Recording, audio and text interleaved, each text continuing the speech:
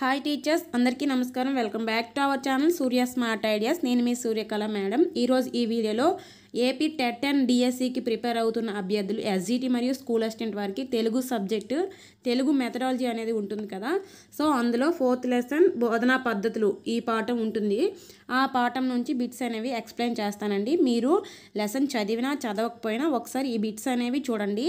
Lesson చదివితే మీరు ఈ బిట్స్ కామెంట్ సెక్షన్లో మీ ఆన్సర్స్ని తెలియచేయండి. ఒకసారి ఇవి ఆన్సర్ చేయండి. మీకు ఎన్ని వచ్చాయో, ఎన్ని చేయగలుగుతున్నారో ఆన్సర్ చేయండి. ఒకవేళ ఈ లెసన్ చదవని వాళ్ళు బిట్స్ ఎలా వస్తున్నాయో, మీరు లెసన్ చదవకపోయినా సరే మీకు బిట్స్ అనేవి ఎలా వస్తున్నాయి అనేది ఈ లెసన్ నుండి అర్థమవుతాయి అన్నమాట, కవర్ అవుతాయి. ఒక్కొక్కసారి కొన్ని మీరు గెస్ చేయండి ఆన్సర్స్ ఎలా పెట్టగలుగుతున్నారు అనేది. ఎందుకంటే నేను ఆన్సర్స్ వెంటనే చెప్తున్నాను కాబట్టి మీ గెస్ రైట్ అవుతుందా రాంగ్ అవుతుందా వెంటనే మీకు తెలుస్తుంది. సో మీరు ఇలా గెస్ చేయొచ్చు. ఎగ్జామ్లో, ఫైనల్ ఎగ్జామ్లో కూడా అలా గెస్ చేసి కొన్ని రానివి కూడా పెట్టవచ్చు. అందుకనే మీరు ఎక్కువగా ఈ బిట్స్ అనేవి ప్రాక్టీస్ చేయండి. ఒక లెసన్ బిట్స్ మొత్తం ఒక వీడియోలో మీకు చెప్పడం జరుగుతుంది. సో మీకు ప్రాక్టీస్ బిట్స్లా యూజ్ అవుతాయి. అలాగే డైరెక్ట్ బిట్స్ అనేవి మీకు ఫైనల్ ఎగ్జామ్లో వస్తాయి, టెట్ అండ్ డిఎస్సిలో. సో మన ఛానల్ని ఫాలో అవ్వండి. ఇక్కడ ఫస్ట్ బిట్ చూడండి. నియోజన పద్ధతిని ఇలా కూడా అంటారు. ఆప్షన్ 1 డాల్టన్ పద్ధతి, 2 కృత్యాధార పద్ధతి, 3 మాంటిస్సోరి పద్ధతి, 4 చర్చా పద్ధతి. మీ ఆన్సర్ని కామెంట్ సెక్షన్లో తెలియచేయండి. ఒకవేళ మీరు చేయకపోయినా ఒకసారి మీరు ఆన్సర్ అనేది మీరు పెట్టుకోండి. ఆన్సర్ ఏమొచ్చింది క్వశ్చన్ నెంబర్ వేసుకొని మీరు ఆన్సర్ అనేది రాసుకోండి. తర్వాత నేను చెప్పిన తర్వాత మీరు టిక్ చేసుకోండి. మీకు ఎన్ని వచ్చాయో ఫైనల్గానే చెప్పండి. మొత్తం నేను చెప్పిన బిట్లకి మీకు ఎన్ని రైట్ పెట్టగలిగారో చివరిలో చెప్పండి. ట్రై చేయడం మాత్రం మర్చిపోవద్దు. ట్రై చేయండి. మీరు క్వశ్చన్ని ఆన్సర్ చేయడానికి ట్రై చేయండి. మీకు అర్థం కాని దగ్గర వీడియోలు పాజ్లో పెట్టుకొని క్వశ్చన్ చదివి మీరు ఆన్సర్ చేయండి. నేను ఆప్షన్స్ చదువుతున్నప్పుడు మీరు ఆన్సర్ని గెస్ చేయండి. Option 1 is the right answer. నియోజన పద్ధతిని డాల్టన్ పద్ధతి అని కూడా అంటారు. నెక్స్ట్ సెకండ్ క్వశ్చన్, ఇది నాటక బోధన పద్ధతి. ఆప్షన్ 1 కథన పద్ధతి, 2 వ్యాఖ్యాన పద్ధతి, 3 ఉపన్యాస పద్ధతి, 4 పరిశోధన పద్ధతి. ఆన్సర్ ఆప్షన్ 2 వ్యాఖ్యాన పద్ధతి. అండ్ నెక్స్ట్ థర్డ్ క్వశ్చన్, పద్య బోధన ప్రధాన లక్ష్యం రసానుభూతి, ఆనందానుభూతితో పాటు పేర్కొనదగినది. మీకు ఆప్షన్స్ కూడా చదవాలా వద్దా అనేది కూడా కామెంట్ సెక్షన్లో తెలియచేయండి. సో నేను ఈ కొన్ని దగ్గరలో మీకు అర్థం అవ్వని దగ్గర నేను ఆప్షన్స్ చదువుతూ ఉంటాను. సో వద్దు అంటే చెప్పండి, కామెంట్ సెక్షన్లో తెలియచేయండి. మీకు ఎలా చెప్పమంటే అలా చెప్తాను. ఆప్షన్ 1 సముచిత వైఖరి, 2 భాషాంతరీకరణం, 3 ధ్వని విజ్ఞానం, 4 హృదయ ద్రవీకరణం. ఆన్సర్ ఆప్షన్ 4 హృదయ ద్రవీకరణం. దీని answer 4th one is the right answer. Next 4th question, ఉపాధ్యాయుడు బోధించిన పాఠ్యాంశానికి పునరుద్ధరణం చేకూర్చేది. ఆన్సర్ ఆప్షన్ 2 గైహికం. నెక్స్ట్ 5th క్వశ్చన్, పంచేంద్రియాలు వికసించేలా స్వేచ్ఛాపూరిత వాతావరణంలో శిశువులకు శిక్షణ ఇవ్వాలనే ధ్యేయం కలిగిన బోధనా పద్ధతి. ఆన్సర్ మీరు కామెంట్ సెక్షన్లో తెలియచేయండి. Answer option 3 Montessori. మాంటిస్సోరి పద్ధతిలో పంచేంద్రియాలకు శిక్షణ ఇచ్చేలా ధ్యేయం ఉంటుంది ఆ పద్ధతి యొక్క ధ్యేయం.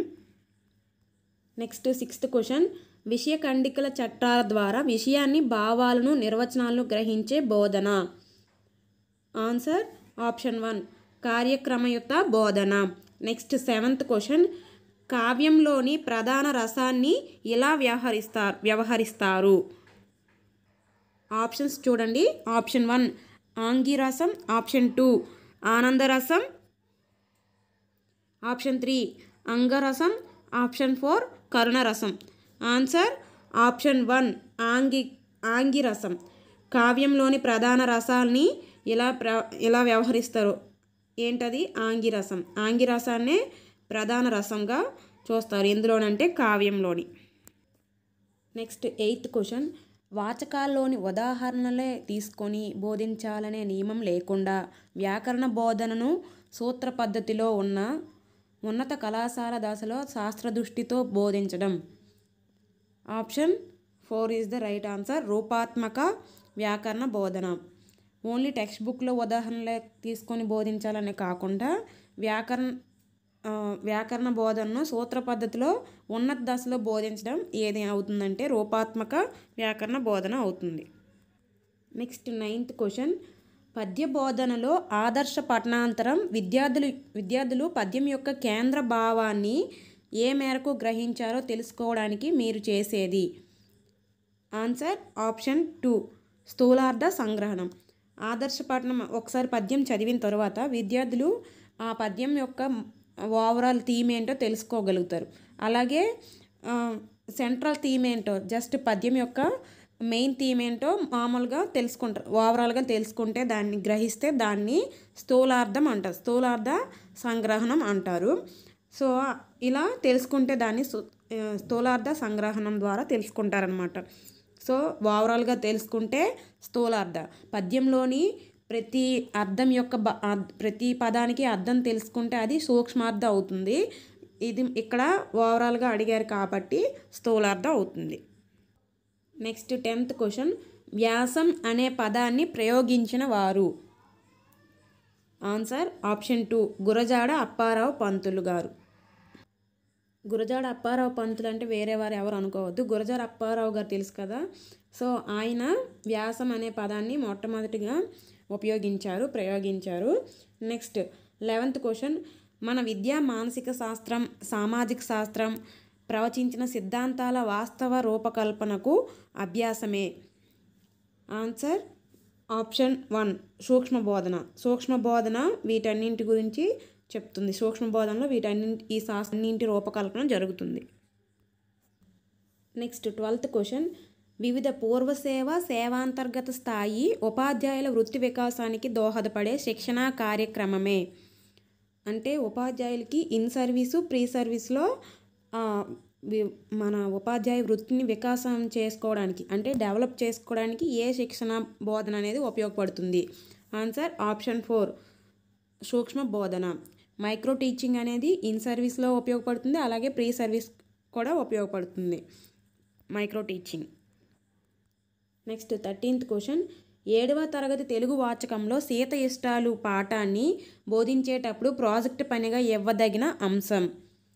ఆన్సర్ ఆప్షన్ 1 వివిధ బుర్రకథల సేకరణ. సీత ఇష్టాలు అనేది బుర్రకథ కాబట్టి అది అక్కడ బుర్రకథలు అనేది చెప్తారు ఆ లెసన్లోని. సో అందుకని ఇక్కడ ప్రాజెక్ట్ పనిగా ఏమి ఇస్తారు ఈ లెసన్కి సంబంధించి బుర్రకథలను సేకరించండి, మీకు తెలిసిన బుర్రకథలు పేర్లు చెప్పండి, బుర్రకథ గురించి సమాచారాన్ని సేకరించనని ప్రాజెక్ట్ పనిగా ఇస్తాము. నెక్స్ట్ 14th క్వశ్చన్, ఆంధ్ర భాషా బోధనా సర్వస్వం అనే పుస్తక రచయిత. ఆంధ్ర భాషా బోధనా సర్వస్వం ఈ పుస్తక రచయిత. ఆన్సర్ ఆప్షన్ 4 శ్రీ రామచంద్రుని వెంకట శేషయ్య. ఈయన ఆంధ్ర భాషా బోధన సర్వస్వం అనే పుస్తకాన్ని రచించారు, గుర్తుపెట్టుకోండి, రామచంద్రుని Venkata Seshayya. Next 15th question, గద్య వాంగ్మయానికి ఆద్యుడైన కృష్ణమాచార్యులు రచించిన గ్రంథం. ఆన్సర్ ఆప్షన్ 4 సింహగిరి వచనములు. కృష్ణమాచార్యులు రచించిన గ్రంథం ఏంటి? సింహగిరి వచనములు. నెక్స్ట్ 16th క్వశ్చన్, లోకోత్తర వర్ణనా నిపుణుడైన కవి కార్మ కావ్యం అని అభిప్రాయపడినవారు. Answer option 4 మొమ్మటుడు. చూడండి, మొమ్మటుడు ఈ కొటేషన్ చెప్పారు. లోకోత్తర వర్ణనా నిపుణుడైన కవి కార్మ కావ్యం అని ఈయన చెప్పారు, మొమ్మటుడు.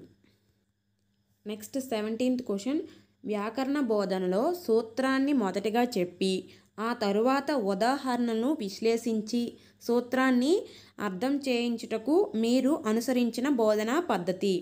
అంటే ఫస్ట్ సూత్రాన్ని చెప్పి తరువాత ఉదాహరణలు, అంటే సూత్రం ద్వారా ఉదాహరణలు చెప్పడం.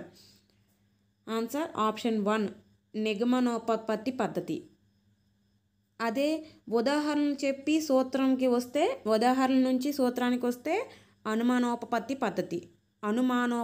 పద్ధతి. అదే మనకి ట్రై మెథడ్లో నిగమన ఆగమన పద్ధతి ఉంటాయి కదా, సో అవి అనమాట. ఫస్ట్ సూత్రం చెప్పి ఉదాహరణలు చెప్తే అది నిగమన, ఉదాహరణలు చెప్పి సూత్రం రాబడితే అది అను ఆగమన పద్ధతి లేదా అనుమానోపపత్తి పద్ధతి అంటారు. సో ఈ రెండు చాలా ఇంపార్టెంట్ బిట్స్ అనమాట, గుర్తుపెట్టుకోండి. నెక్స్ట్ 18th క్వశ్చన్, వ్యాఖ్యాన పద్ధతి ఉపకరించే బోధన. ఆన్సర్ ఆప్షన్ 1 నాటక పద్ధతి. నాటక బోధన పద్ధతి లేదా వ్యాఖ్యాన పద్ధతి అన్న కూడా ఒకటే, ఈ రెండింటికి ఒకటే నేమ్స్ అనమాట, వ్యాఖ్యాన పద్ధతి లేదా నాటక బోధన పద్ధతి. నెక్స్ట్ 19th క్వశ్చన్, పద్య పాఠ్యాంశాన్ని ఏకాంశంగా బోధించే పద్ధతి. ఆన్సర్ ఆప్షన్ 4 పూర్ణ పద్ధతి. అంత మొత్తం ఒకేసారి చెప్పేయడం అనమాట, ఇది పూర్ణ పద్ధతి. నెక్స్ట్ 20th క్వశ్చన్, గద్య బోధనలో రచయిత పరిచయం పూర్వాంశ పరిచయం చేయడానికి ఉపాధ్యాయుడు అనుసరించదగిన బోధనా పద్ధతి. ఆన్సర్ ఆప్షన్ 3 వివరణ పద్ధతి. రచయిత కవి పరిచయం చెప్పడానికి పూర్వాంశ పరిచయం ముందుగా పరిచయం చేయడానికి ఉపాధ్యాయుడు ఏ పద్ధతి ఉపయోగిస్తారంటే వివరణ పద్ధతి, గద్య బోధనలో వివరణ పద్ధతి. నెక్స్ట్ 21 భాషా బోధనలో మొదట చేపట్టాల్సిన చర్య. ఆన్సర్ ఆప్షన్ 3 వాచిక చర్య, వాచిక చర్య. నెక్స్ట్ 22 పద్య బోధనలో విద్యార్థులచే రాబట్టడానికి వీలులేని ధ్వని, రచనా చమత్కృక్తతి, రసపోషణ, అలంకార వైవిధ్యం, ప్రతిభ, పదప్రయోగ ఔచిత్యం, నిగూఢ అంశాలను ఉపాధ్యాయుడు తెలియపరిచి వారు అందులో లీనమయ్యేటట్లు చేసే పద్ధతిని ఇలా అంటారు. ఆన్సర్ ఆప్షన్ 2 ప్రశంసా పద్ధతి. చూడండి, వాళ్ళు రచయిత యొక్క ఆ పద్యాన్ని రచించిన రచయిత యొక్క ప్రతిభ, ఆ పదాలు ఎలా అమర్చారో ఆ ఔచిత్యం, నిగూఢ అంశాలన్నీ ఉపాధ్యాయుడు వాళ్ళకి తెలిసేటట్లు, ఆ కవిని వాళ్ళు పొగిడేటట్లు, వాళ్ళు ఆ ప్రశంస అంతా తెలుసుకోవాలన్నమాట. వాళ్ళు ప్రశంసించేటట్లు, అందులో లీనమయ్యేటట్లు ఉపాధ్యాయుడు చేయాలి. సో ఇదంతా ప్రశంసా పద్ధతిలో జరుగుతుందన్నమాట. రసపోషణ, అలంకారం ఎలా ఉందో చెప్పడం, ఆ రచన శైలి ఎలా ఉందో చెప్పడం, ఇవన్నీ ప్రశంసా పద్ధతిలో ఉంటాయి. నెక్స్ట్ 23 బహుళ తరగతి బోధనలో విద్యార్థులందరూ నిర్దేశించిన అభ్యసన ప్రమాణాలు సాధించడంతో పాటు తమ అభ్యసన లోపాలను గుర్తించడానికి వీలుగా ఉపాధ్యాయుడు. ఆప్షన్స్ చూడండి, అనుసరించవలసిన పద్ధతి ఏంటి? ఆన్సర్ ఆప్షన్ 1 సమవయస్కుల బోధన. అంటే బహుళ తరగతిని ఒకేసారి బోధించినప్పుడు విద్యార్థులు ఆ ప్రమాణాలను సాధిస్తారు. అలాగే వారి యొక్క తప్పుల్ని తెలుసుకోవడానికి ఏ పద్ధతి ఉపయోగించాలి అంటే బహుళ తరగతి బోధించేటప్పుడు సమవయస్కుల బోధన, సమవయస్కులతో బోధించాలన్నమాట. నెక్స్ట్ 24 ఛాత్రోపాధ్యాయుల బోధనా నైపుణ్యాలను అభివృద్ధి పరుచుటకు ఉపాధ్యాయ శిక్షణ సంస్థల్లో అనుసరించే పద్ధతి. మనకి ట్రైనింగ్ సెంటర్స్లో మనకి డిఎడ్ బిఎడ్ ఉంటాయి కదా, ఆ సంస్థల్లోని మనకి ఏ పద్ధతిని ఉపయోగిస్తారు అంటే మన నైపుణ్యాలను అభివృద్ధి పరచుకోవడానికి ఆన్సర్ ఆప్షన్ 2 సూక్ష్మ బోధన పద్ధతి, మైక్రో టీచింగ్. చెప్పాను కదా, ఇన్ సర్వీస్లోనూ ఉన్న ప్రీ సర్వీస్లో కూడా మనకి ఉపాధ్యాయుడికి ఉపయోగపడే పద్ధతి ఏంటి? సూక్ష్మ బోధన పద్ధతి. ఉపాధ్యాయులకు బోధించే వాళ్ళ బోధన నైపుణ్యాలను అభివృద్ధి పరచుకోవడానికి, వృత్తిని అభివృద్ధి పరచుకోవడానికి సూక్ష్మ బోధన పద్ధతి ఉపయోగపడుతుంది. మైక్రో టీచింగ్ అనేది ఉపయోగపడుతుంది అన్నమాట ఉపాధ్యాయులు, ప్రీ టీచర్స్ అలాగే టీచర్స్కి, అదే ట్రైనీ టీచర్స్కి, అదేవిధంగా టీచర్ వృత్తిలో ఉన్నవారికి మైక్రో టీచింగ్ అనేది బాగా ఉపయోగపడుతుంది. మోస్ట్ ఇంపార్టెంట్ బిట్ చూసుకోండి. నెక్స్ట్ 25 ఉపాధ్యాయుల మార్గదర్శనంలో శోధనా దృక్పథంతో స్వయం కృషితో విద్యార్థులు పూర్తి చేసేవి. Answer option 4 నిర్దేశ్యాలు.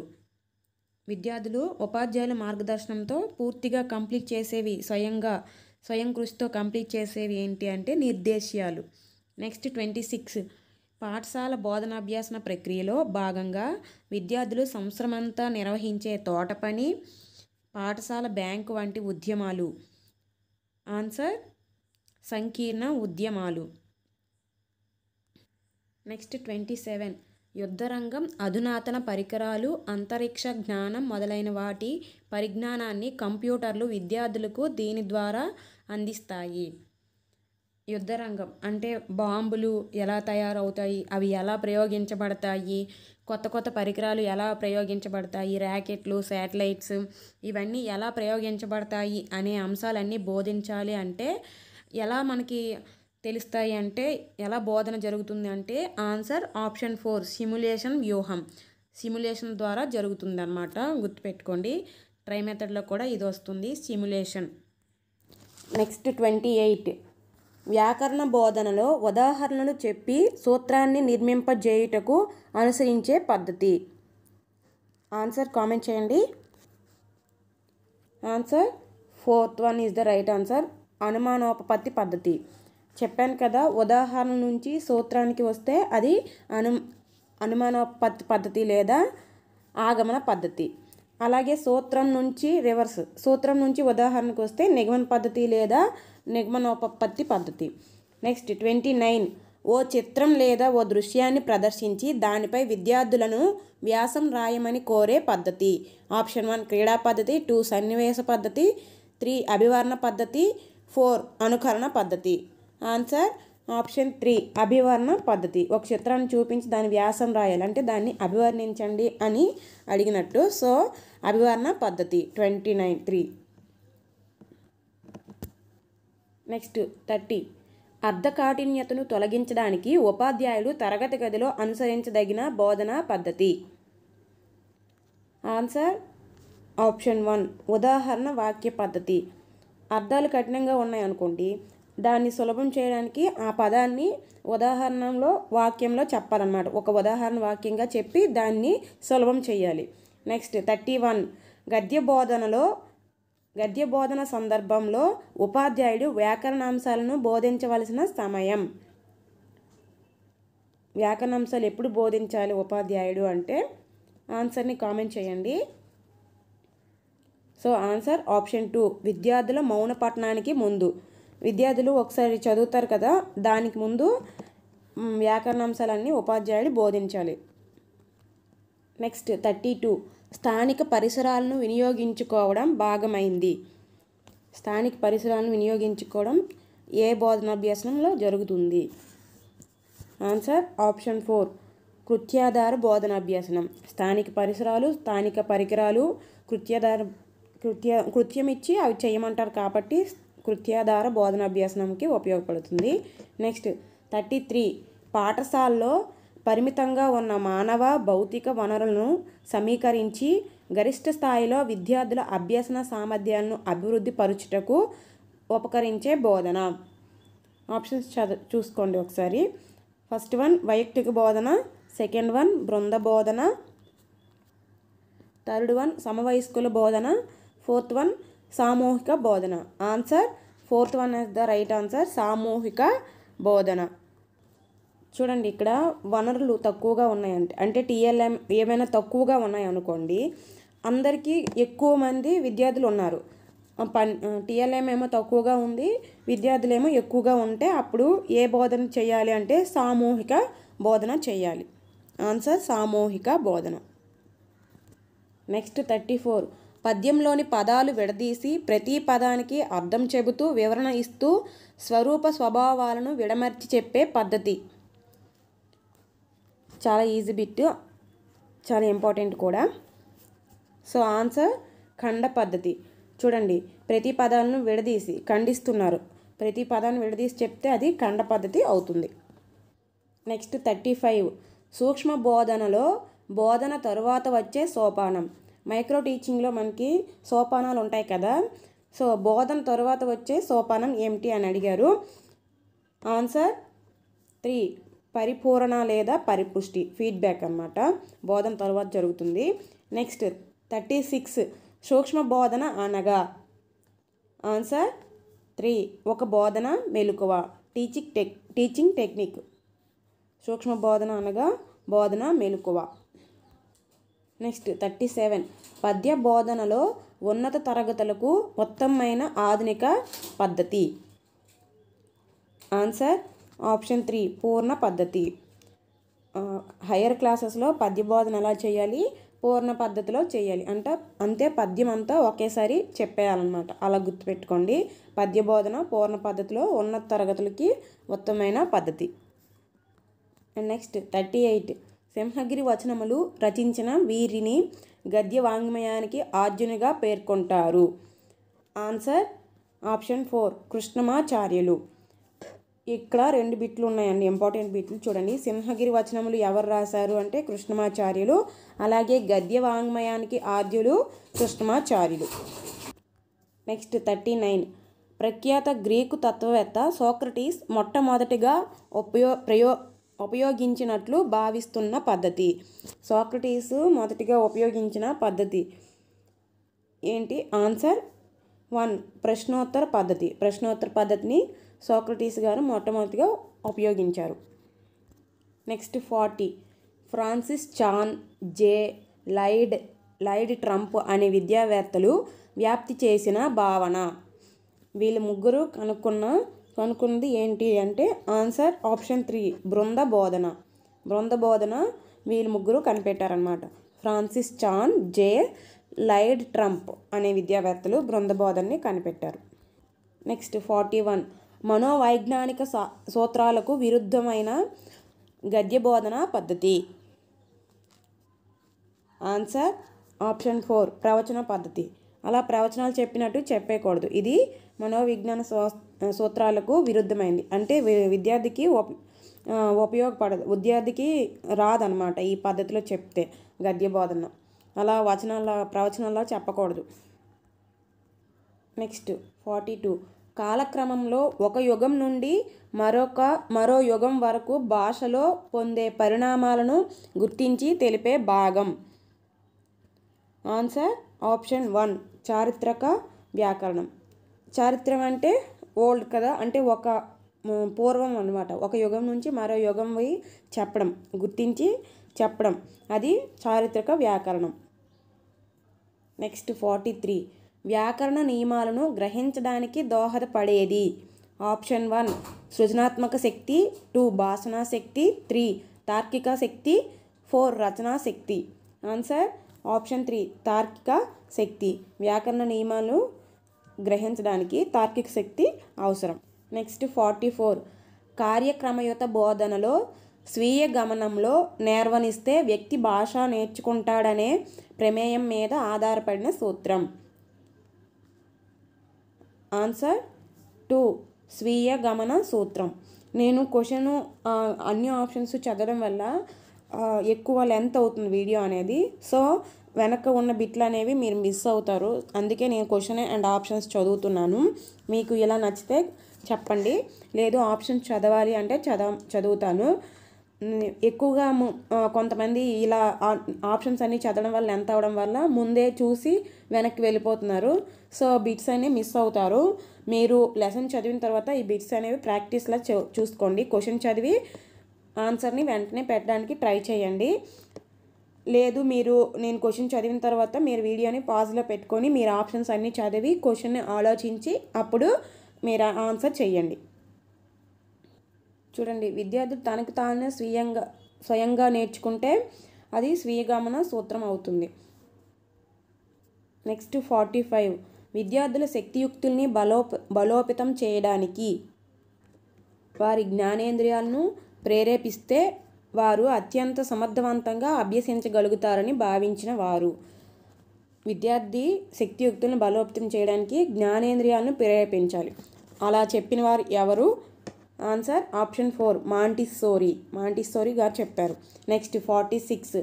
1977లో ఈశ్వర్భాయ్ పటేల్ అధ్యక్షతన ఏర్పడిన సమీక్షా కమిటీ 6, 7 లేదా 8 తరగతులకు వారంలో భాషా బోధనకు నిర్ణయించిన కాలం. ఆన్సర్ ఆప్షన్ 4 7 గంటలు. చూడండి, 6, 7, 8 తరగతులకు వారంలో భాషా బోధన ఎన్ని గంటలు చేయాలి? 7 గంటలు చేయాలి అని ఎవరు చెప్పారు? ఈశ్వర్భాయ్ కమిటీ అధ్యక్షతన ఏర్పడిన సమీక్షా కమిటీ. ఇది ఎప్పుడు ఏర్పడిందంటే 1977లో ఏర్పడింది. దీని ప్రకారం 7 గంటలు ఈ క్లాసుల వాళ్ళకి భాషా బోధన అనేది జరగాలి వారంలో. నెక్స్ట్ 47.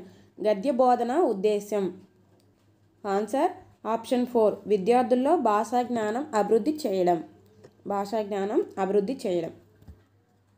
నెక్స్ట్ 48. పఠనోత్సాహం పెంపొందించి పఠన సామర్థ్యం ఎక్కువ చేయడం ద్వారా విద్యార్థుల వినోద విజ్ఞానాలను పెంపొందించే ప్రధాన లక్ష్యం కలిగిన బోధన. ఆన్సర్ ఆప్షన్ 1 ఉపవాచక బోధన. ఉపవాచకం చెప్పడం వల్ల విద్యార్థులకి పఠన సామర్థ్యం ఎక్కువగా పెరుగుతుంది, అలాగే వినోదంగా ఉంటుంది. ఉపవాచకంలో అన్ని స్టోరీస్ ఉంటాయి కాబట్టి వాళ్ళకి కొంచెం వినోదం కలుగుతుంది, పఠనోత్సాహం కూడా ఎక్కువగా ఉంటుందన్నమాట. నెక్స్ట్ 49 వ్యాకరణ సూత్రం చెప్పి సూత్రంలోని పారిభాషిక పదాలను వివరించి ఆ సూత్రంతో లక్ష్య లక్షణ సమన్వయం చేయడం. ఆన్సర్ ఆప్షన్ 3 నిగమనోపపత్తి పద్ధతి. చూడండి, సూత్రం చెప్పిన తర్వాత ఉదాహరణలు చెప్పడం, ఇంకా అందులో ఉన్న పారిభాషిక పదాలను వివరించి చెప్పడం, ఇదంతా కూడా నిగమన పద్ధతి లేదా నిగమనోపపత్తి పద్ధతి అవుతుంది. నెక్స్ట్ 50 ఒక భాషను ఇతరులకు నేర్పించడానికి కానీ లేదా ప్రమాణ భాష ఇలా ఉండాలని చూపడానికి కానీ తయారు చేసిన పాక్షిక భాషా వర్ణన. ఆన్సర్ 4 వ్యాకరణం. మనం ఏ భాష నేర్చుకోవాలన్నా సరే మనకి ఆ భాష యొక్క గ్రామర్ అనేది మనకి ఇంపార్టెంట్ అనమాట. చూడండి, ఒక భాషను ఇతరులకు నేర్పించడానికి కానీ ప్రమాణ భాష ఎలా ఉండాలి అని చూపడానికి కానీ తయారు చేసిన పాక్షిక భాషా వర్ణన అనేది ఏంటి అంటే వ్యాకరణం. నెక్స్ట్ 51 భాషా బోధన ప్రారంభ చర్య. భాషను బోధించేటప్పుడు ఒక చర్య చేయాలి, ప్రారంభం స్టార్టింగ్ ఏం చేయాలి అంటే ఆన్సర్ 4 వాచిక చర్య. వాచిక చర్య అనేది చేయాలి. వాచిక చర్య అంటే విద్యార్థుల చేత మాట్లాడించాలన్నమాట. సో భాషా బోధన ప్రారంభంలో ఏం చేయాలి అంటే వాచిక చర్య చేయాలి. నెక్స్ట్ 52 విద్యార్థుల వాచకాలలో ఉండే అభ్యాసాలను ఉదాహరణగా తీసుకొని ఆయా లక్షణాలను సూత్రాలను అనుమానోపపత్తి పద్ధతిలో బోధించడం. ఆన్సర్ ఆప్షన్ 2 నైమిత్తిక వ్యాకరణ బోధన. టెక్స్ట్ బుక్లో ఉన్న అభ్యాసాలను ఉదాహరణలుగా తీసుకొని అనుమానోపపత్తి పద్ధతిలో బోధించడం నైమిత్తిక వ్యాకరణ బోధన. నెక్స్ట్ 53 పని చేయటం ద్వారా అభ్యసనం అనేది లెర్నింగ్ బై డూయింగ్ అనేది ఏ పద్ధతిలో ఉంటుంది? ఆన్సర్ ఆప్షన్ 3 కృత్య పద్ధతి. నెక్స్ట్ 54 సన్నివేశన పద్ధతి, అభివర్ణ పద్ధతి, ప్రయత్న పద్ధతులను ఉపయోగించి బోధించగల పాఠ్యాంశం. సన్నివేశన పద్ధతి, అభివర్ణ పద్ధతి, ప్రయత్న పద్ధతులను ఉపయోగించి బోధించదగిన పాఠ్యాంశం. ఆన్సర్ ఆప్షన్ 1 వ్యాసం. చూడండి, వ్యాసాన్ని ఇచ్చేటప్పుడు ఒక సన్నివేశాన్ని ఇవ్వాలి, అప్పుడు వాళ్ళు వ్యాసం రాస్తారు. అలాగే దాన్ని అభివర్ణించి రాస్తారు. వ్యాసం రాసేటప్పుడు సైడ్ హెడ్డింగ్స్ అనేవి, చాలా ముగింపు అనేది, ముందు మాట అన్నీ ఉంటాయి కదా. సో వాళ్ళని ఒక్కొక్క దగ్గర ఒక్కొక్కలాగా అభివర్ణించి రాస్తారు. అలాగే ప్రయత్నిస్తారు, వ్యాసం రాయడానికి ప్రయత్నిస్తారు. ఇవన్నీ కూడా వ్యాసంలో ఉంటాయి అన్నమాట. వ్యాసాన్ని బోధించేటప్పుడు ఉంటాయి, అలాగే వాళ్ళు రాసేటప్పుడు కూడా ఇవన్నీ ఉంటాయన్నమాట. అందుకే వ్యాసం చూడండి, గుర్తుపెట్టుకోండి, సన్నివేశం ఉంటుంది, అభివర్ణిస్తారు, అలాగే ప్రయత్నిస్తారు. అలా గుర్తుపెట్టుకోండి. నెక్స్ట్ 55 మన రాష్ట్రంలో కృత్యాధార బోధనను మొదటగా అమలు పరిచిన కార్యక్రమం లేదా పథకం. ఆప్షన్ 1 జిల్లా ప్రాథమిక విద్యా పథకం. ఆప్షన్ 2 మాధ్యమిక శిక్షా అభియాన్. ఆప్షన్ 3 రాజీవ్ విద్యా మిషన్. ఆప్షన్ 4 ఆంధ్రప్రదేశ్ ప్రాథమిక విద్యా పథకం. ఆన్సర్ ఆప్షన్ 4 ఆంధ్రప్రదేశ్ ప్రాథమిక విద్యా పథకం. కృత్యాధార పద్ధతిని ఇక్కడ ముందు ఇందులో ఈ పథకంలో ప్రవేశపెట్టారు ఫస్ట్. నెక్స్ట్ 56 బోధనలో సామాజికోపయుక్త కార్యకలాపాలను ప్రారంభించి పిల్లలను వాటిలో భాగస్వామ్యులను చేయాలని సిఫారసు చేసిన కమిటీ. బోధనలో సామాజికోపయుక్త కార్యక్రమాలు స్టార్ట్ చేయాలన్నమాట. అలాగే పిల్లలను అందులో భాగస్వామ్యం చేయాలని చెప్పిన కమిటీ ఏంటి?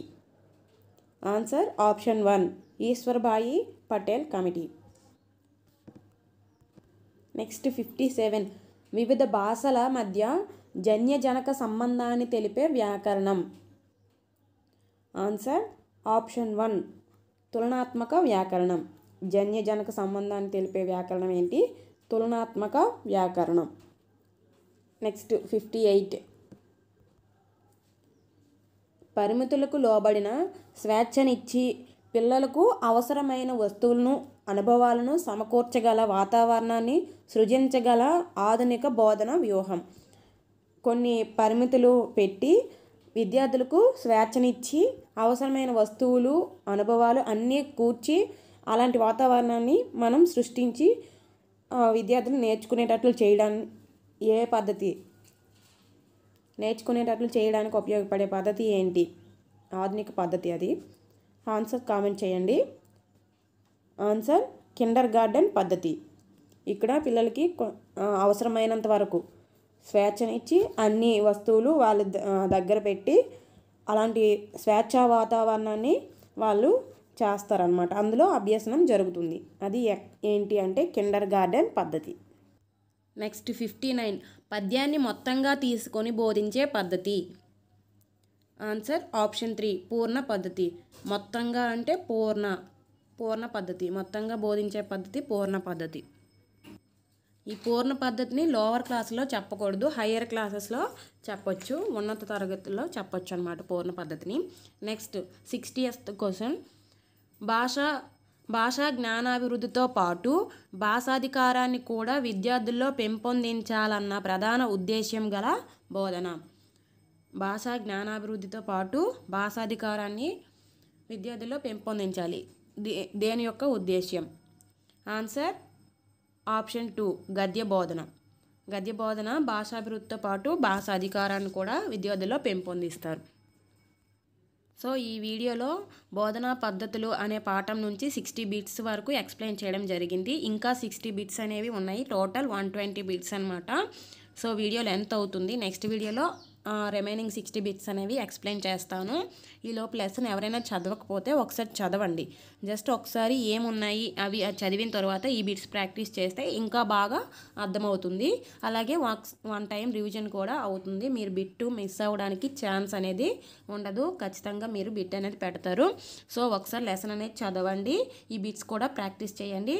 ప్రీవియస్ వీడియోలో భాషా నైపుణ్యాలు అనే వీడియో చేశాను, 75 బిట్స్. అవి కూడా ఒకసారి చూడండి. నెక్స్ట్ వీడియోలో రిమైనింగ్ బిట్స్ అనేవి ఎక్స్ప్లెయిన్ చేస్తాను. ఇంకా అన్ని లెసన్స్ కూడా బిట్స్ అనేవి ఎక్స్ప్లెయిన్ చేస్తాను. మీకు ప్రాక్టీస్ చేయడానికి బాగా వీలవుతుంది. సో మన ఛానల్ని సబ్స్క్రైబ్ చేసుకొని ఫాలో అవ్వండి. ఈ వీడియో నచ్చితే లైక్ చేయండి, మీ ఫ్రెండ్స్కి షేర్ చేయండి. Bye bye, all the best.